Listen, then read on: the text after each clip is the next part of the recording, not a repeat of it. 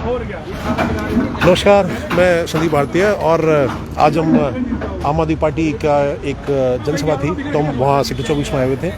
तो अब आम आदमी पार्टी के कार्यकर्ता से बात करते हैं। नमस्कार जी। नमस्कार। एक बार अपना परिचय दे दीजिए। जी, मेरा नाम गौरव है और मैं सेक्टर 24 में दीप बिहार में रहता हूँ।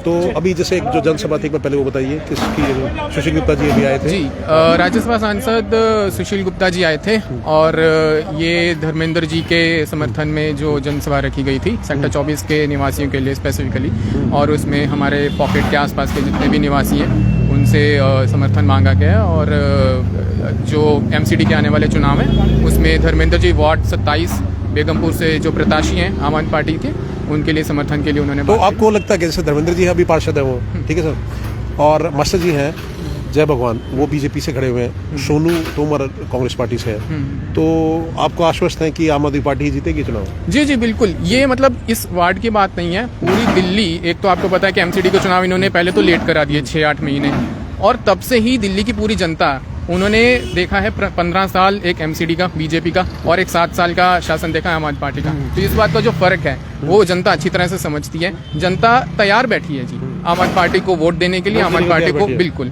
तो और 250 में से कितनी सीट आप कितने वार्ड मान कितने जीतेगी आम आदमी पार्टी? 230 सीटें कम से कम 230 सीटें, 220 से 230 सीटें। और ये हम नहीं कह रहे, इंटरनल सर्वे करा रहे हैं। और बीजेपी को फिर आप कितना? बीजेपी ने खुद अपने सर्वे करा के देख लिया, उन्हें अच्छी तरह पता है कि क्या नतीजे आने वाले हैं, वो अभी खुल के बता नहीं सकते। तो बाकी 20 में से बीजेपी को कितना देंगे फिर आप देख लीजिए, कांग्रेस का तो खाता कभी खुला ही नहीं है कांग्रेस तो अगर आप बोल सकते हैं कि 250 अगर हैं तो 5 से 7 सीटें हो सकती हैं। आपने देखा होगा अरविंद केजरीवाल जी वो लिख के दे देते हैं, तो 5 से 7 सीटें उन्होंने बताई हैं कि अगर कांग्रेस को मिल सकती हैं। मान लीजिए कि 15-20 सीटें अगर मिल भी जाएं बीजेपी को, तो हमारी 220 से 230 सीटें पक्की हैं। दिल्ली ने जनता ने अपना मन बना रखा है और वही चीज सेक्टर 24 में इस वार्ड में भी होने वाली है। अगर हम केवल सेक्टर 24 की बात करें तो लोगों की समस्या ये आ रही है कि लोग ये कह रहे हैं कि जैसे बेगमपुर पहले शाहबाद के साथ हमारा वार्ड अब बेगमपुर में जुड़ गया है जी, तो लोग ये कह रहे हैं कि अगर यहाँ का कैंडिडेट कोई अगर होता तो ज्यादा ध्यान दिया जाता सेक्टर 24 पे। इस बात से आप सहमत है क्या?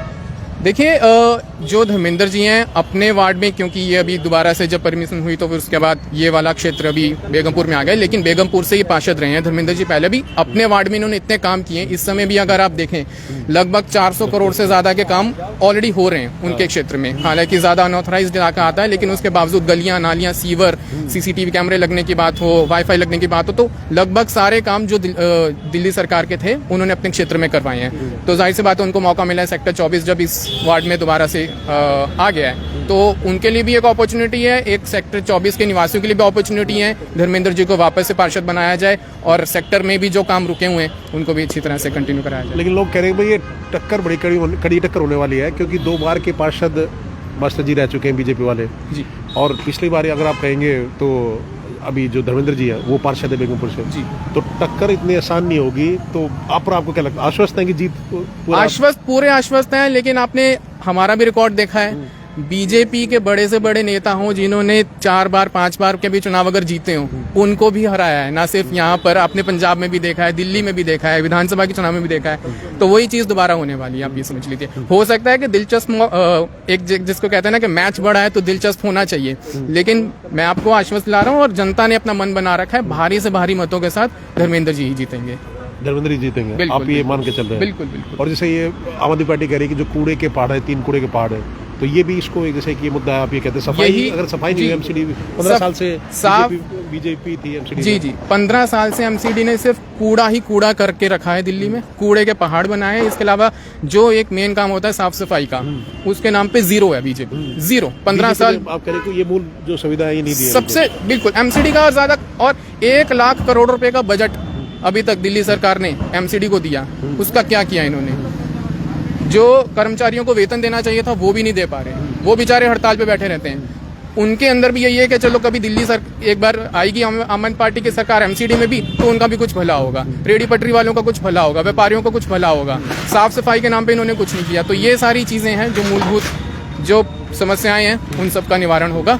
बस कुछ ही दिनों की बात है, नतीजे आपके सामने। 4 तारीख को वोट एक क्वेश्चन मेरा है कि जैसे कि इन्होंने बोला था कि हमारे पार्टी से आए थे कि डबल इंजन की सरकार, जबकि हमारे पास डबल इंजन की सरकार थी। हमारे वार्ड के अंदर पहले रामचंद्र जी थे, उनके ऊपर हमारे विधायक भी थे, सबकी चीज थी, लेकिन तब भी हमारे वार्ड में काम नहीं हुआ। ऐसा क्यों? देखिए, रामचंद्र जी बाईपोल में आए थे, उनके पास मैं कह सकता हूँ अभी ज्यादा समय नहीं था। उन्होंने जब काम अपने शुरू करवाए, अगर आपने देखा होगा शाहबाद में भी सीवर पड़ने का काम शुरू हुआ था, इससे पहले कि सेक्टर 24 में भी और कोई कामों पे ध्यान दिया जाता, अब दोबारा से चुनाव होगा। और ये चुनाव ऐसा नहीं है कि अभी ये हम तैयार बैठे थे, इसकी तैयारी पिछले 6-8 महीने से चल रही थी। तो जैसे हम लोग प्रचार में जुटे, आपने देखा होगा पिछली बार क्या हुआ, इलेक्शन कमीशन की जैसी प्रेस कॉन्फ्रेंस होने वाली है, उनको एक फोन आ जाता है कि अभी कैंसिल है जी चुनाव। तो दोबारा से हमें अपनी तैयारियों को वहां से फिर टालना पड़ा, फिर उसके बाद दूसरे चुनाव हुए। तो ये सब चीजें आप देख रही है, जनता देख रही है। तो जब दोबारा मौका मिलेगा, जाहिर सी बात है सेक्टर 24 पे पूरा ध्यान दिया जाएगा। अब जैसे भाई साहब आए थे, ही कह रहे थे कि वॉशरूम जैसे वो नहीं है सेक्टर 24 को, तो उसका भी होना चाहिए।